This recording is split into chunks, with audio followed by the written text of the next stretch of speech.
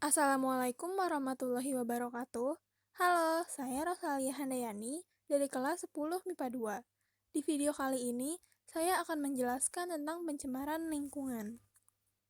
Pencemaran lingkungan adalah masuk atau dimasukkannya makhluk hidup, zat, energi, atau komponen lain ke dalam lingkungan, atau berubahnya tatanan lingkungan akibat kegiatan manusia atau proses alam. Pencemaran lingkungan terbagi ke dalam 3 kategori. Tiap jenis pencemaran memiliki sebab dan dampak berbeda terhadap kehidupan kita.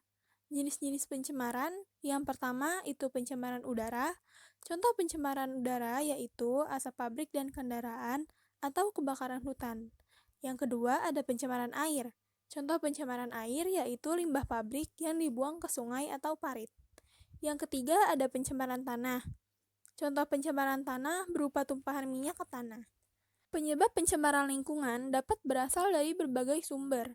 Menurut lembaga Converse Energy, sumber utamanya yaitu dari sektor industri, transportasi, pertanian, perdagangan, pemukiman atau rumah tangga. Sebab pencemaran pertama yaitu dari sektor industri. Sektor industri telah mencemari lingkungan alam terutama sejak awal revolusi industri, terutama disebabkan oleh meningkatnya penggunaan bahan bakar fosil.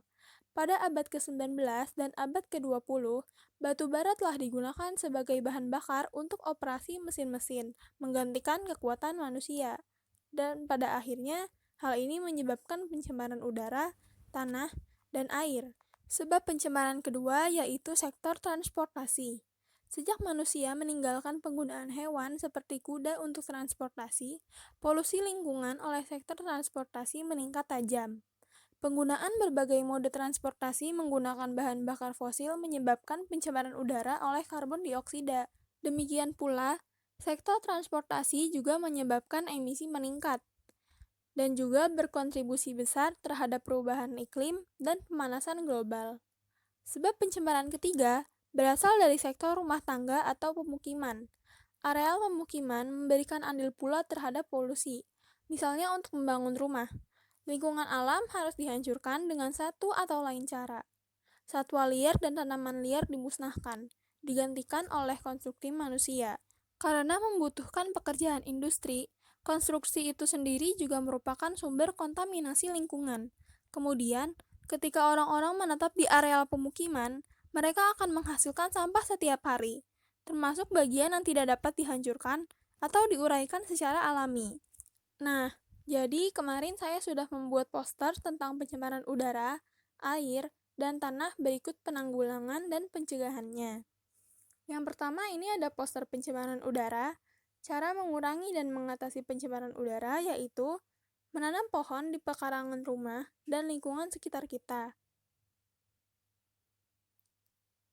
Gunakan kendaraan ramah lingkungan, misalnya sepeda. Lakukan gerakan menanam pohon di pekarangan sekolah, kantor, atau jalan raya di pusat kota. Gunakan transportasi umum seperti Transjakarta, Transjogja, komuter lain, atau sebagainya. Jika ingin menggunakan kendaraan bermotor, pastikan rutin melakukan pengecekan mesin agar tidak menimbulkan polusi berlebih. Yang kedua, ada poster pencemaran air. Cara menanggulangi pencemaran air yaitu dengan membuat kolam stabilisasi. Di kolam stabilisasi ini, air limbah diolah secara alami. Dilakukan untuk menetralisir zat-zat yang dapat mencemarkan sebelum dialirkan ke sungai. Lalu, instalasi pengolahan air limbah. Menggunakan alat khusus dengan 3 tahapan: primary treatment, secondary treatment, dan tertiary treatment.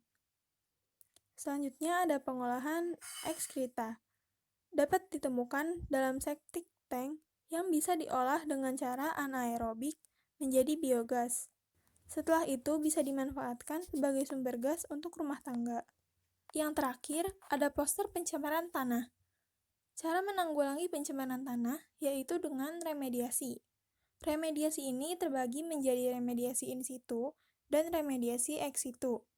Remediasi in situ yaitu upaya membersihkan tanah yang tercemar tanpa harus berpindah tempat. Sedangkan remediasi ex situ yaitu menggali tanah yang tercemar dan dipindahkan ke lokasi yang lebih aman. baru dilakukan pembersihan tanah.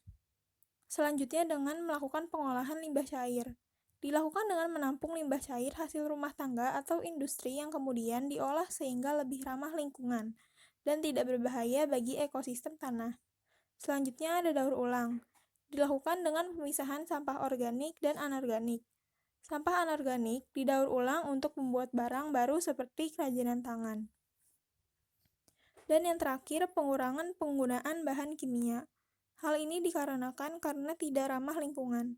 Bahan kimia tersebut dapat diubah dengan bahan organik, misalnya mengganti jenis bahan bakar yang lebih ramah lingkungan. Cukup sekian penjelasan dari saya, kurang dan lebihnya mohon dimaafkan. Ingat untuk terus menjaga dan melestarikan lingkungan, karena menyelamatkan bumi ini sama dengan menyelamatkan diri kita sendiri. Terima kasih. Wassalamualaikum warahmatullahi wabarakatuh.